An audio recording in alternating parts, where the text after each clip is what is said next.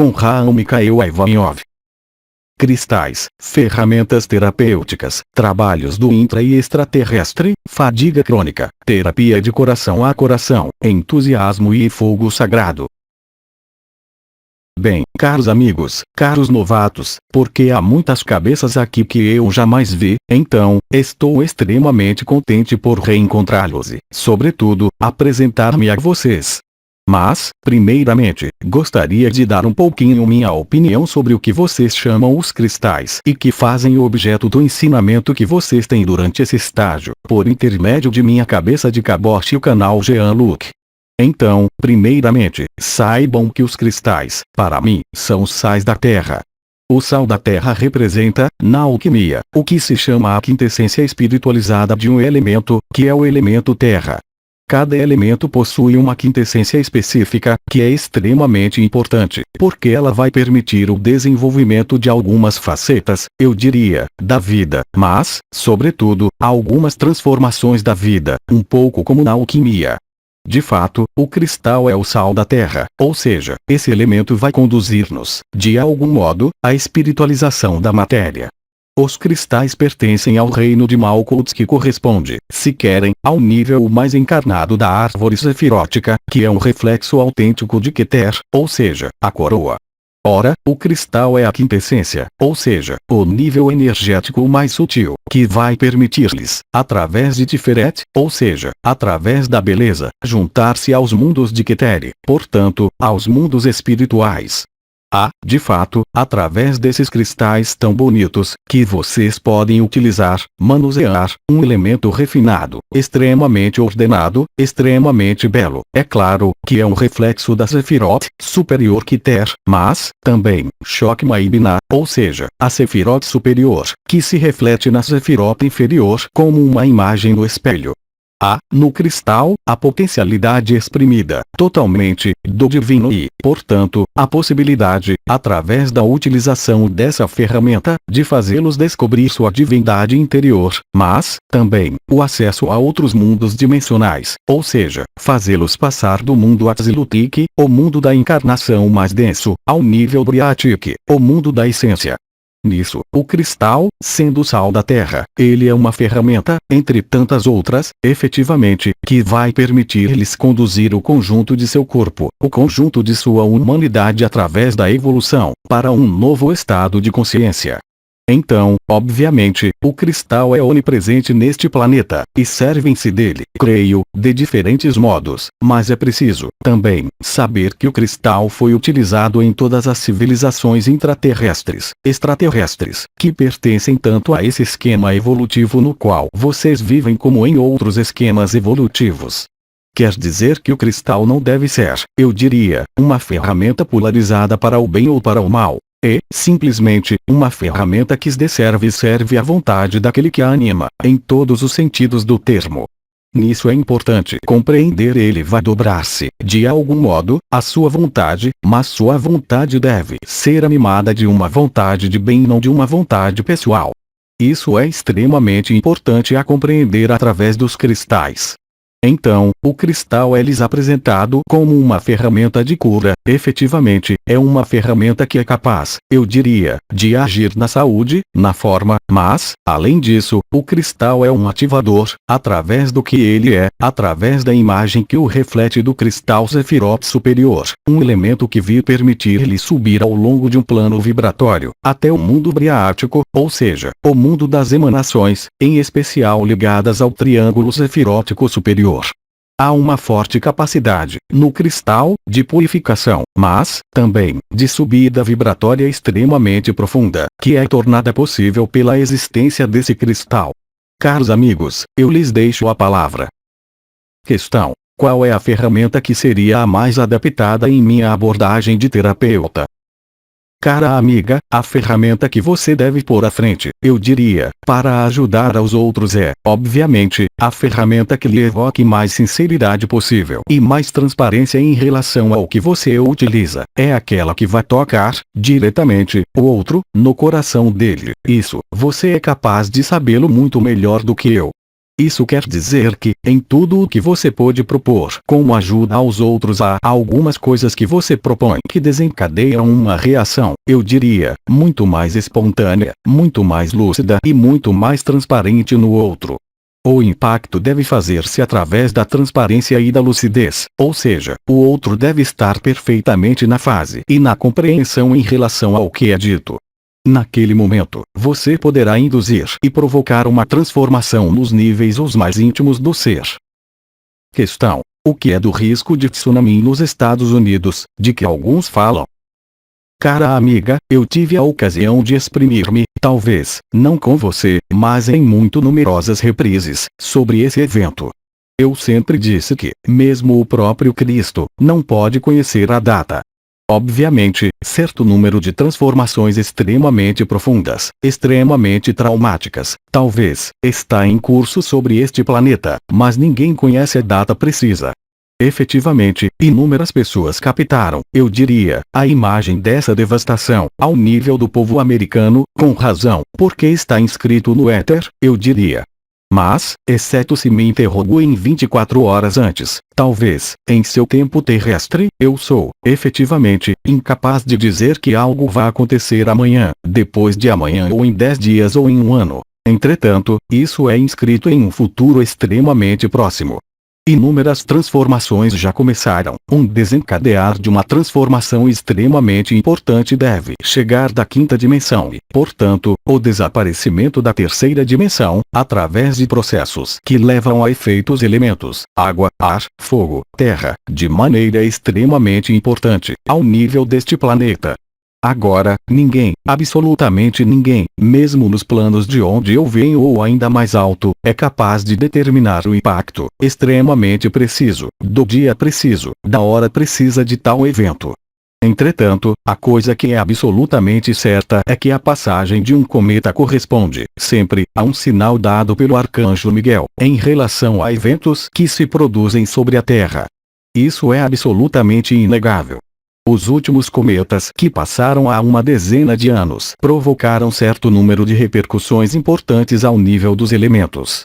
Novamente, esse cometa, que passou ao nível do mês de maio, na periferia, no que eu chamei a orbe do planeta, teve uma influência extremamente importante ao nível da alma humana, mas, também, ao nível do conjunto de povos e de habitantes deste planeta. Agora, eu diria, a concretização dos eventos de natureza catastrófica não é perfeitamente estabelecida ao nível temporal, mesmo se seja perfeitamente estabelecida ao nível geográfico. Questão: em que diferem os trabalhos do Intraterra e de Crion nas redes magnéticas? Não é uma questão de diferença, é uma questão de tempo e de sincronia. Há muitos povos intraterrestres, mas, também, extraterrestres, que intervêm, já, há mais de 30 anos nas redes magnéticas terrestres, de maneira a tentar evitar as catástrofes ligadas às ações dos humanos. É o mesmo tipo de trabalho. Questão: como explicar minha fadiga crônica? Cara amiga, a fadiga crônica que você sente é ligada a certa forma, eu diria, de inadequação entre as aspirações profundas e o que você realiza em sua vida, ou seja, há, de algum modo, um ideal de vida que não é atingido em relação ao que você deseja e em relação ao que você é obrigada a viver. Isso provoca um fenômeno de atrito importante, por vezes, ao invés de afundar em um estado depressivo, o que não é seu gênero, isso se traduz por uma fadiga extremamente intensa. Realize seus sonhos e mude de vida. Não é uma questão de caminho ou da chave a encontrar para aceder à nova vida, é questão de afirmar, alto e forte, seu ideal de vida e de concretizá-lo. Para isso, é necessário depositar, também, alguns fardos que pertencem ao passado e aceitar perder, eu diria, algumas vantagens, para consagrar-se, inteiramente, ao seu ideal de vida. Toda mudança de vida necessita de alguns reajustes ao nível do modo de viver. O ideal de vida que você considera ou que deseja implica, necessariamente, certo número de abandonos em relação a uma situação, em relação ao trabalho, em relação à sua família, eu diria, também. Então, é preciso, também, ousar abandonar, ou seja, o que se chama soltar. Não se pode querer, na cabeça, algo e, materialmente, não fazer o necessário para atualizar o que se quer.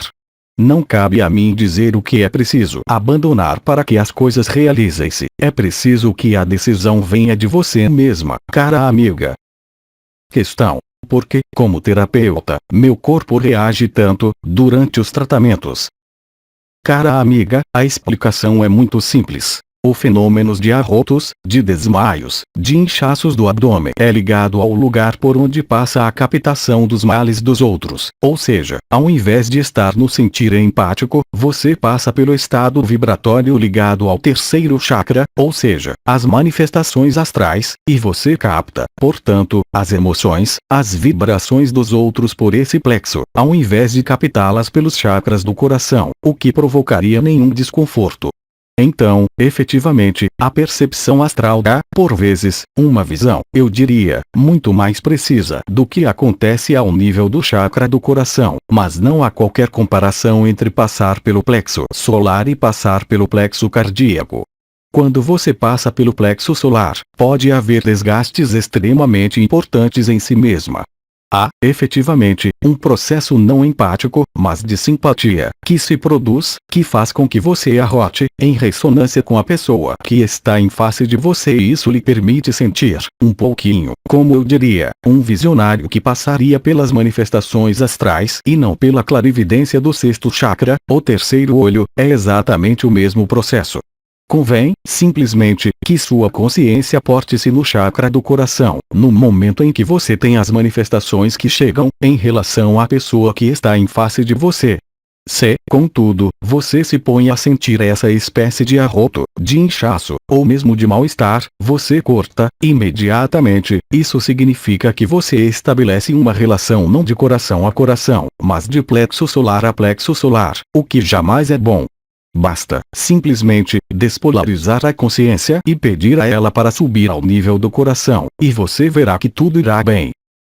Questão: como reencontrar o entusiasmo, o fogo sagrado na vida? Então, o entusiasmo é uma forma exacerbada, eu diria, de motivação, mas isso nada tem a ver com o fogo sagrado. O fogo sagrado é algo que é ligado a uma aspiração espiritual extremamente intensa, que nada tem a ver com a motivação e o entusiasmo. O entusiasmo é uma forma de energia exacerbada que pode ir para a exaltação. O fogo sagrado é o que anima o aspirante espiritual, o mestre espiritual, que vai guiá-lo durante toda a vida dele, que será um motor, por vezes, exacerbado, por vezes, não exacerbado, que vai aquecer, permanentemente, toda a sua vida para conduzi-lo à realização de seu ideal espiritual. Então, agora, o entusiasmo é em função de muitos fatores interiores. O problema do ser humano é que ele procura, sempre, a motivação, o entusiasmo, a exaltação em relação a eventos exteriores, um novo reencontro amoroso, um novo aprendizado de algo, um novo conhecimento, um novo trabalho que vai entusiasmá-lo. E depois, como as crianças, no fim de certo tempo, esse entusiasmo desaparece. Enquanto o entusiasmo for função de circunstâncias exteriores, não poderá haver fogo sagrado, porque o fogo sagrado é ligado, diretamente, a algo que nada tem a ver com uma motivação exterior ou um entusiasmo exterior. Então, enquanto vocês procurarem um evento exterior, ou uma tendência exterior, ou uma pessoa exterior que seja a fonte de seu entusiasmo, isso será apenas algo que não durará muito tempo. Sem parar, vocês procuram novas razões para entusiasmar-se. Isso pode ser, por exemplo, a descoberta de cristais e, depois, será a descoberta de outra coisa e, depois vocês se aperceberão, no fim de certo tempo, exceto caso excepcional, que o entusiasmo diminui. Então, isso não é o fogo sagrado. O entusiasmo é ligado a algo que é uma derivação exterior.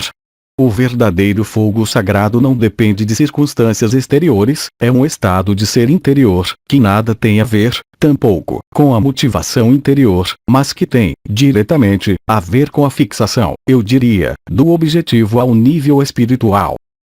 Questão: vocês são alegres onde estão? A palavra alegre não é a palavra adequada, cara amiga, quando nós não estamos mais na encarnação.